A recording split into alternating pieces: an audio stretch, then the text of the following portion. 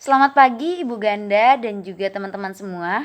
Pada kesempatan kali ini saya Novita Sari beserta rekan-rekan saya, ada Agustinus, Ariel dan juga Wela akan mempresentasikan mengenai disleksia.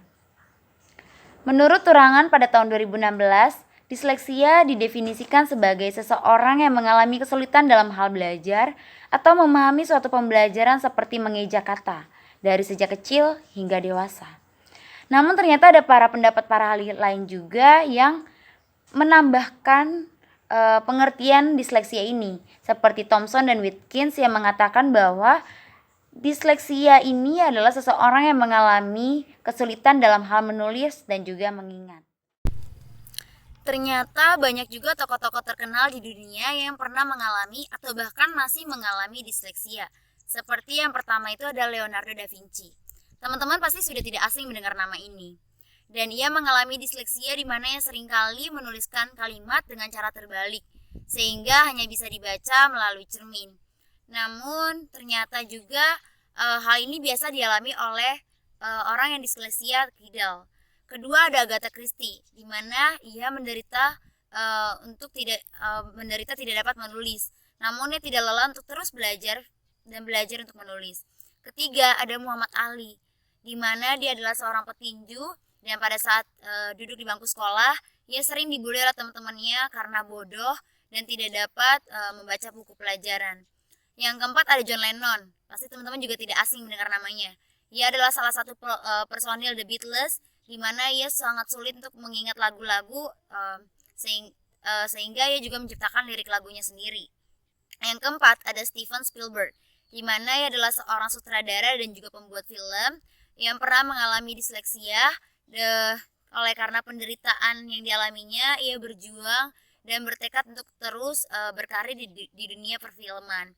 Nah, yang keenam ada Albert Einstein, di mana ia tidak dapat mengingat jumlah bulan dalam setiap tahunnya dan juga sangat gagal dalam mengingat hal-hal yang sederhana.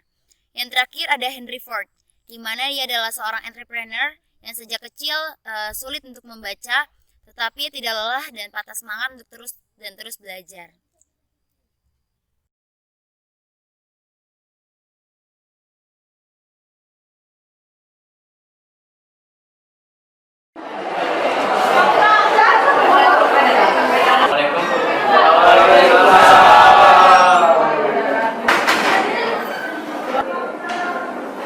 Selamat pagi anak-anak. Pagi. Bagaimana kabarnya hari ini? Alhamdulillah. Alhamdulillah ya.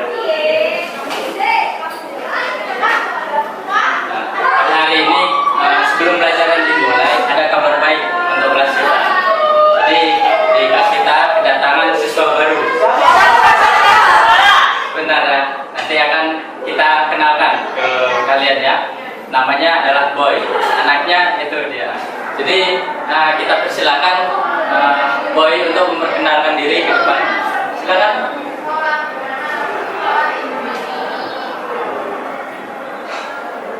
Perkenalkan, nama saya Boy. Saya tinggal di Jalan Panduko. Saya dulu pernah tinggal di Jakarta. Nah, ini tadi teman kita Boy ya, sudah memperkenalkan dirinya. Dianya berasal dari Jakarta. Jadi saya harapkan kalian bisa bersahabat dengan dia. Ya, bisa ya? Bisa. Jadi silakan Boy duduk.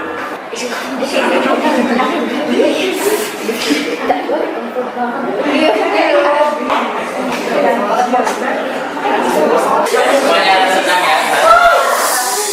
Ya, tenang, pelajaran akan dimulai ya. Jadi pada hari ini kita akan belajar tentang SPOK ya. Jadi kita belajar tentang suatu kalimat di mana ada unsur subjek, predikat, objek dan keterangan gitu ya. Jadi di sini Bapak ada dua kalimat ya, ada dua kalimat. Bapak butuh dua orang untuk membacanya, satu cewek, satu cowok. Yang cewek siapa yang mau baca? Ya, Emira silakan. Andi bersembunyi di bawah meja. Hal ini membuat Andi sulit menemukannya. terima kasih Evira. Nah, sekarang bagian yang cowok. Ya, siapa yang mau? Ya, Boy. Ani bersembunyi di ba- di bawah meja.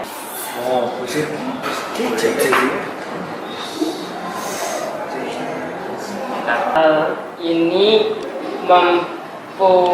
membuat Andi goblok. Andi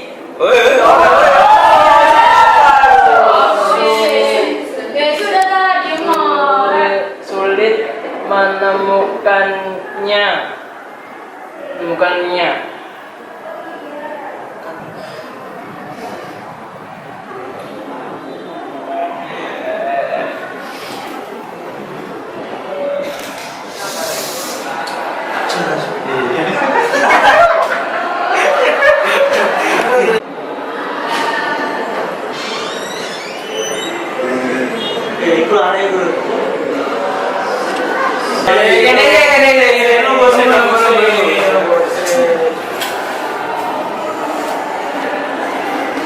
Apa mang? Semoco ah? Semoco. Semoco tak? Guru TK kasih. Mana so? Siapa sih? Suamimu itu.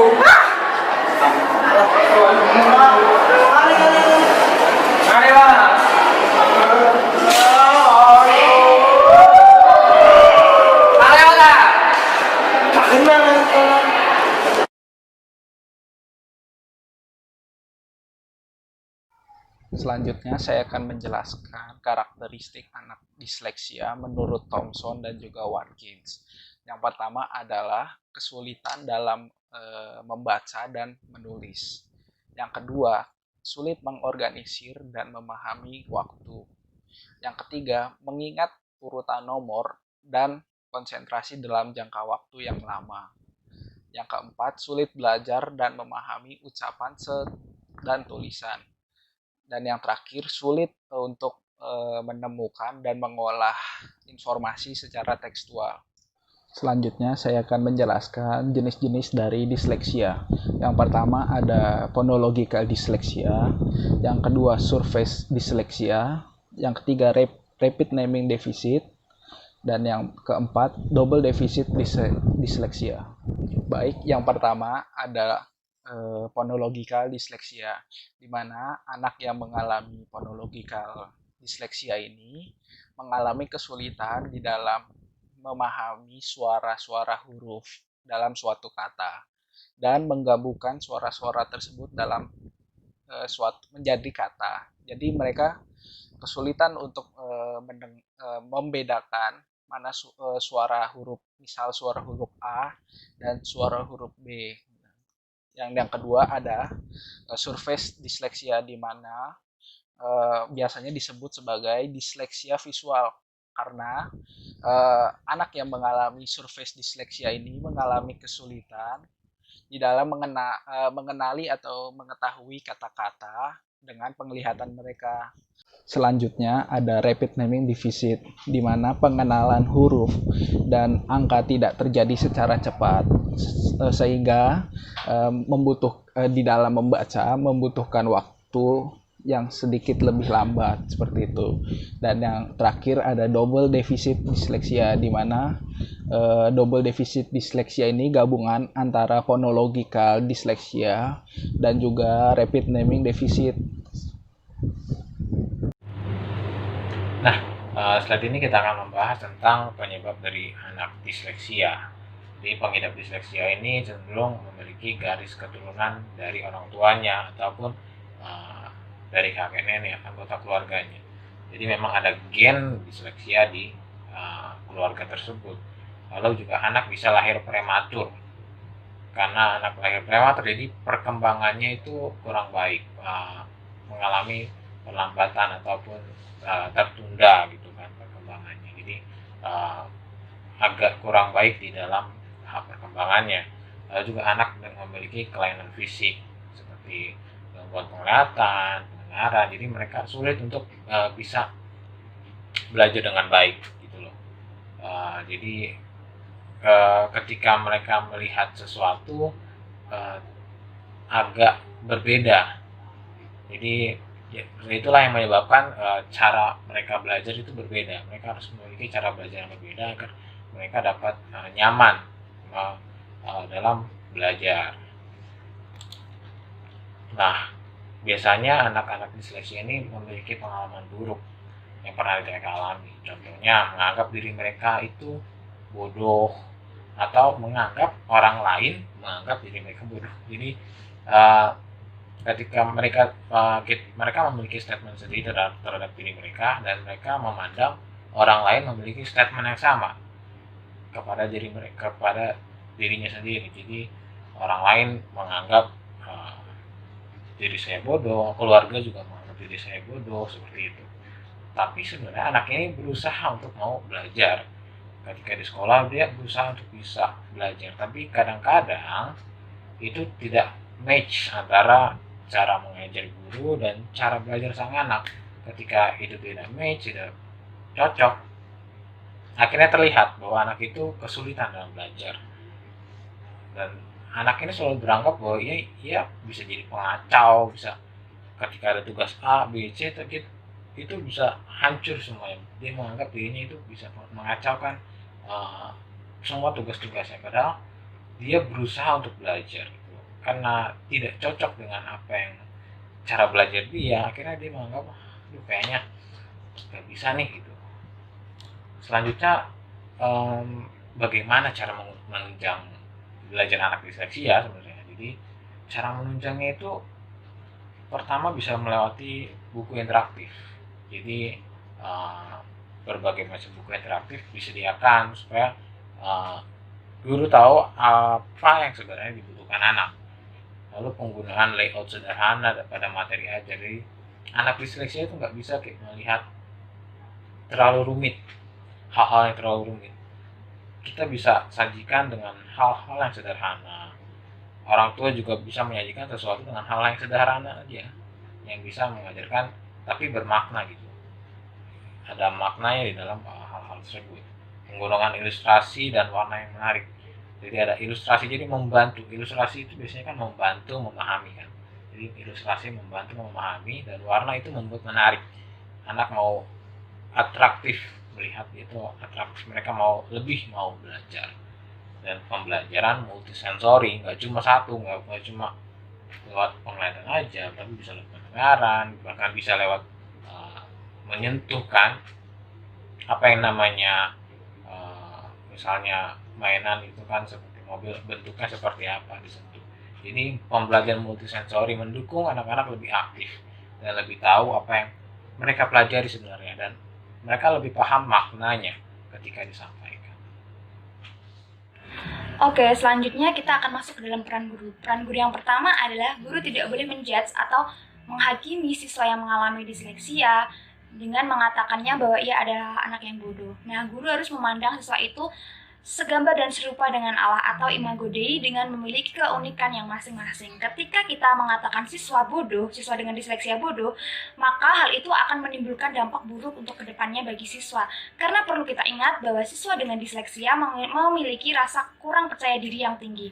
Selanjutnya, yang kedua, guru juga lebih memperhatikan siswa dan mengingatkan siswa yang mengalami disleksia dengan cara menegur untuk bisa fokus pada saat pembelajaran. Nah, perlu kita ingat kembali bahwa anak dengan disleksia memiliki fokus belajar yang kurang. Oleh sebab itu, di situ peranan guru yaitu untuk mendampingi dan memperhatikan siswa secara lebih agar siswa mampu fokus pada saat pembelajaran.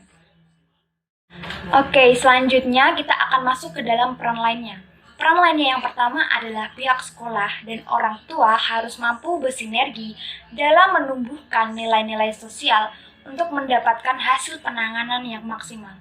Ketika salah satu pihak, misalkan saja pihak sekolah atau pihak orang tua, tidak mampu bekerja sama dengan baik, maka hasil penanganannya tidak akan maksimal atau target tidak akan tercapai.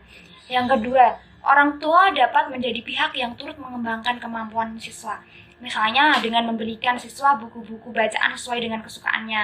Nah, di situ siswa akan belajar membaca. Nah, ketika siswa berhasil membaca, maka orang tua harus memberikan penghargaan atau reward kepada siswa. Dengan demikian, orang tua sudah membantu menumbuh kembangkan rasa percaya diri siswa.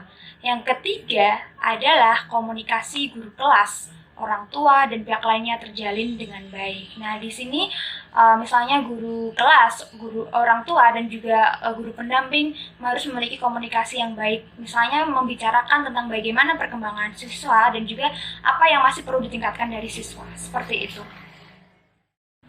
Sekarang kita akan memasuki wawasan Kristen Alkitabiah yang kami ambil dari 1 Samuel 16 ayat 7. Nah, dalam 1 Samuel 16 ini menceritakan bahwa Daud akan diurapi untuk menjadi seorang raja menggantikan Saul. Namun, orang-orang di sekitar Daud tidak mempercayainya dan juga memandang remeh Daud. Karena Daud adalah seorang anak yang kecil dan juga anak penggembala.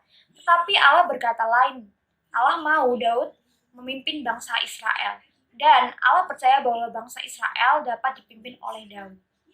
Apapun juga bentuk dan rupa ciptaannya, satu hal yang pasti adalah segala sesuatu dijadikannya itu sungguh amat baik. Tetapi, apa yang dipandang baik oleh Allah belum tentu dipandang baik oleh manusia, karena manusia hanya dapat memandang apa yang kelihatan di depan semata saja. Nah, oleh karena itu, kita harus memandang anak-anak disleksia sesuai dengan gambar dan rupa Allah, bahwa ia adalah image of God. Mereka memiliki keunikannya masing-masing. Nah, kita juga harus percaya bahwa di tengah kekurangannya tersebut, Tuhan menyediakan rencana-rencana besar, rencana-rencana indah untuk kedepannya. Dan dalam kekurangan tersebut, Tuhan mau pakai anak-anak ini menjadi alat kemuliaannya.